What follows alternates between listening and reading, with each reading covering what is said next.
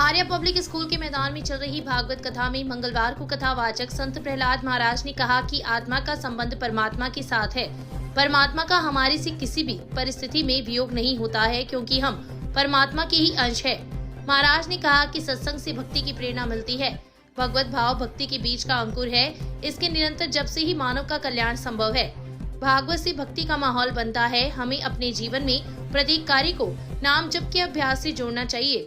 सुबह के समय पांडाल में स्वामी राम सुखदास जी महाराज की ऑडियो वाणी सुनाई गई तथा उसके बाद प्रभात फेरी निकाली गई। प्रभात फेरी का दीप जलाकर, रंगोली बनाकर एवं पुष्प वर्षा कर लोगों ने अभिनंदन किया। कथा शुरू होने से पूर्व मुख्य यजमान अंबिका प्रसाद हारित अनुराग हारित ने व्यासपीठ की पूजा अर्चना की। इस अवसर पर विधायक विनेश महर्षि, पूर्व मंत्री राजकुमार रिनवा, पूर्व पालिका अध्यक्ष संतोष कुमार इंदौरिया, किशोरीलाल बील, कोमल किशोरी, पृथ्वीराज प्रजापति, एडवोकेट सावनमल चमड़िया, राजकुमार मुरारका, सत्यनारायण सेवदा, कुणाल व्यास, महेश जोशी, श्याम सुंदर भोजक, एडवोकेट आशुतोष पुरोहित सहित कई लोग उपस्थित थे। We are not the school that you are searching for. We are the school that you have dream of. Loyal Public School, Ratangarh का एकमात्र CBSE स्कूल, जहां आपके बच्चों को मिलेगी library, sports, computer and science laboratory, hostel and advance education. Admission open nursery to 12th. For more information, please visit www.loyalpublicschool.in. Gayatri Shakti Peeth में मंगलवार को अन्नप्राशन संस्कार का आयोजन हुआ। गायत्री परिवार के वरिष्ठ कार्यकर्ता ओम प्रकाश इंदौरिया ने इस मौके पर कहा कि सात्विक आहार ही श्रेष्ठ है तथा ग्रहण करने योग्य होता है। सनातन धर्म में मान्यता है कि अन्नप्राशन संस्कार से पहले नवजात शिशु को अनाज और उससे बनी कोई भी सामग्री नहीं खिलाई जाती। राजस्थान रोडवेज की उप महाप्रबंधक अनुपमा सारस्वत की पुत्री आरवी का वैदिक मंत्रोच्चार से संस्कार संपन्न करवाया गया। इस मौके पर गायत्री परिवार के सुरेंद्र हारित, गोपाल स्वामी, बाबूलाल शर्मा, सावनमल शर्मा, सुधीर गोदारा, धन्नी सिंह, संतोष सारस्वत, ओम सारस्वत सहित कई लोग उपस्थित थे। न्यायालय परिसर में पेयजल के लिए ट्यूबवेल करवाने पर अभिभाषक संघ द्वारा सोम महाशांति फाउंडेशन दिल्ली के प्रतिनिधि व पूर्व पार्षद अमरचंद सैनी एवं एडवोकेट अश्विनी सैनी का मंगलवार को सम्मान किया गया। पूर्व पार्षद ने बताया कि फाउंडेशन के संयोजक मनोज कुमार अग्रवाल ने सेवा भाव से इस ट्यूबवेल का निर्माण करवाया है, जिसका न्यायालय परिसर में आने वाले सभी लोगों को लाभ मिलेगा। इस अवसर पर अभिभाषक संघ के सदस्य रजा मुराद अलवी को रतनगढ़ का शहर चीफ काजी बनाए जाने पर कार्यकारिणी के सदस्यों ने स्वागत किया।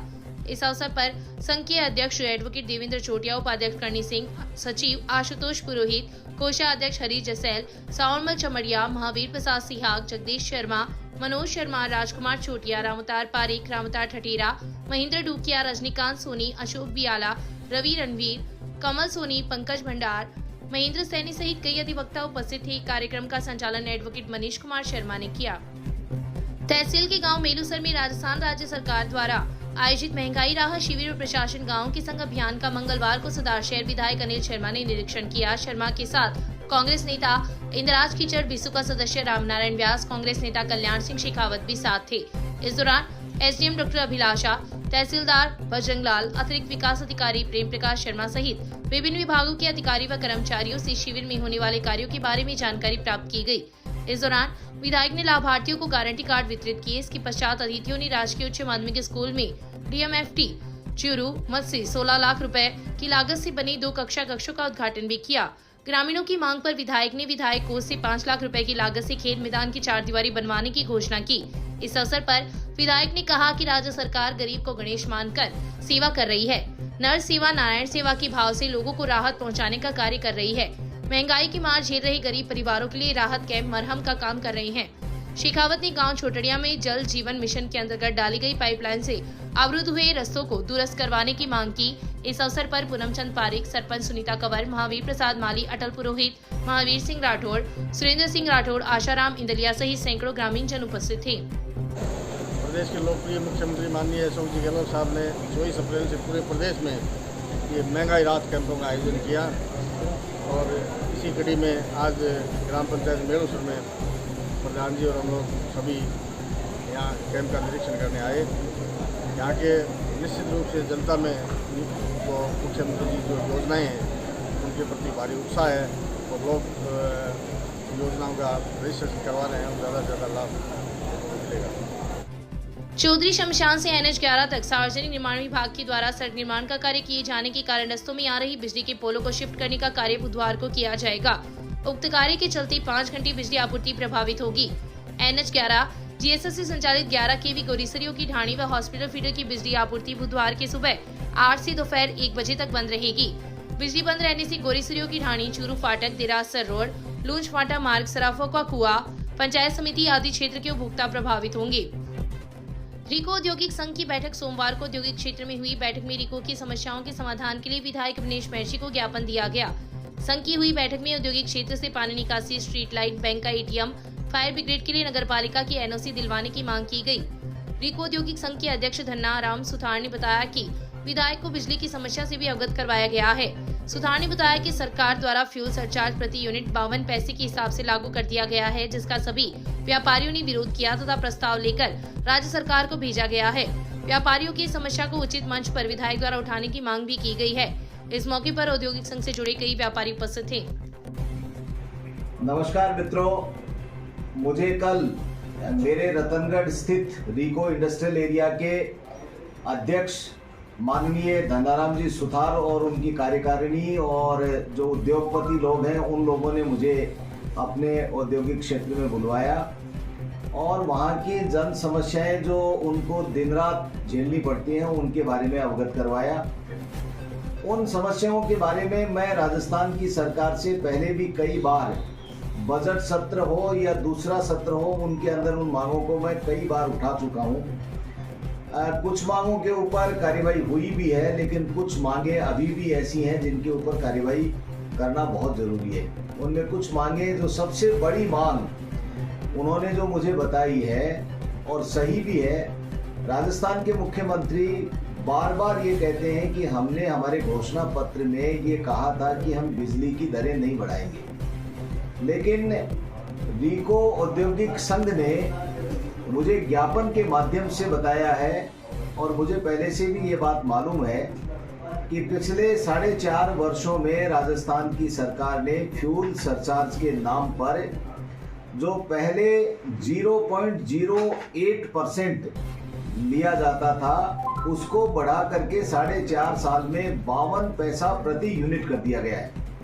अर्थात सीधा 550 गुना ज़्यादा बढ़ा करके कथनी और करनी में अंतर कर दिया।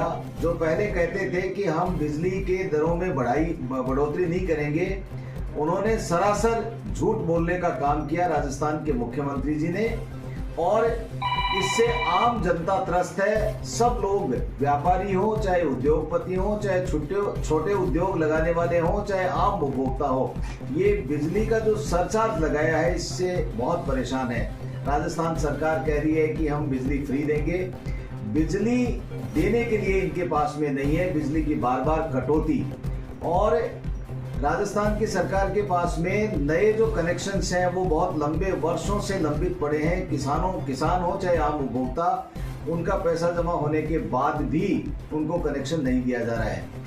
एमएलए कोष से हम लोग जो पैसा देते हैं ढाणियों में कनेक्शन के लिए या अन्य विद्युत के सुधार करने के लिए जो देते हैं पैसा, वो भी पैसा जमा होने के बावजूद 1-1, 1.5 वर्ष बीत जाने के बाद में भी काम नहीं होते हैं। कभी कहते हैं हमारे पास केबल नहीं है, कभी कहते हैं अन्य सामान नहीं है। तो मैं राजस्थान के मुख्यमंत्री जी से ये मांग करता हूँ, मैं आप लोगों के माध्यम से भी ये कह रहा हूँ और मैंने व्यक्तिगत रूप से चिट्ठी भी लिखी है। जब समय देंगे तो मुख्यमंत्री जी से मिलूंगा भी, और अन्यथा जो अभी मानसून सत्र आएगा विधानसभा का, उस विधानसभा के सत्र में भी इस मुद्दे को उठाने की पूरी कोशिश करूंगा, जिससे जो औद्योगिक संघ वाले लोग हैं और आम उपभोक्ता है उनको फायदा मिल सके।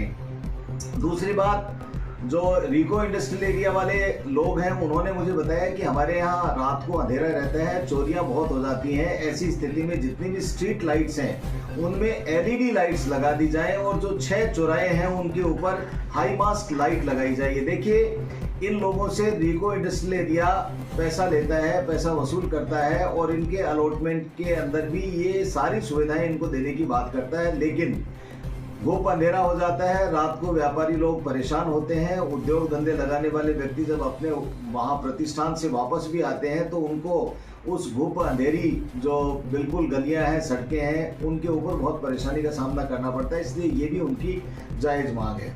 उसके बाद में जो एक फायर के लिए एनओसी नगरपालिका देती थी, किसी भी प्रतिष्ठान के लिए जो उद्योग लगाया है उसमें फायर एनओसी लेना जरूरी होता है।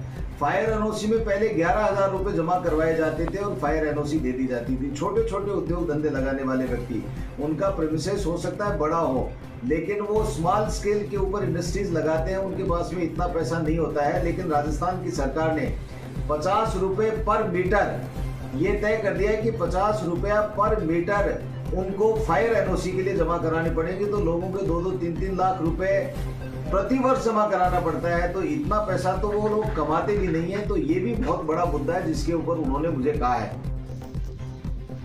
रतनगढ़ में विपर्जोय के असर के बाद आमजन की हाल बेहाल है। पिछले 3 दिनों से उमस भरी गर्मी से लोग परेशान हैं तथा तन से पसीना सूखने का नाम ही नहीं ले रहा है। उमस भरी गर्मी के कारण कूलर व पंखे भी नकारा साबित हो रहे हैं। क्षेत्र में साइक्लोन विपर्जोय के चलते हल्की बारिश हुई थी, जिसके कारण उमस बढ़ गई। बारिश के चलते किसानों को कुछ राहत मिली थी, लेकिन अब तेज बारिश का इंतजार है। बारिश होने से जहां आमजन को गर्मी से राहत मिलेगी, वहीं फसलों को भी लाभ मिलेगा। गश्त के दौरान पुलिस ने अवैध शराब को जब्त किया है। वहीं आरोपी पुलिस को देखकर मौके से फरार होने लगा तो पुलिस ने सजगता दिखाते हुए उसे पकड़ लिया। पुलिस ने मुकदमा दर्ज कर जांच शुरू कर दी है। प्राप्त जानकारी के अनुसार एएसआई राजेंद्र सिंह जाब्ता गश्त कर रहे थे। इस दौरान मुखबिर से अवैध शराब ले जाने की सूचना मिली, जिस पर पुलिस गुमांदा गिरोही में पहुंची तो एक व्यक्ति कट्टे के साथ बैठा था। पुलिस को देखकर आरोपी कट्टे को मौके पर ही छोड़कर भागने का प्रयास किया तो कांस्टेबल गणेशाराम व महेंद्र ने आरोपी का पीछा कर उसे पकड़ लिया। पुलिस ने कट्टे की तलाशी ली तो उसमें एक कार्टून मिला, जिसमें 48 पवित्र देसी शराब की बरामद हुई।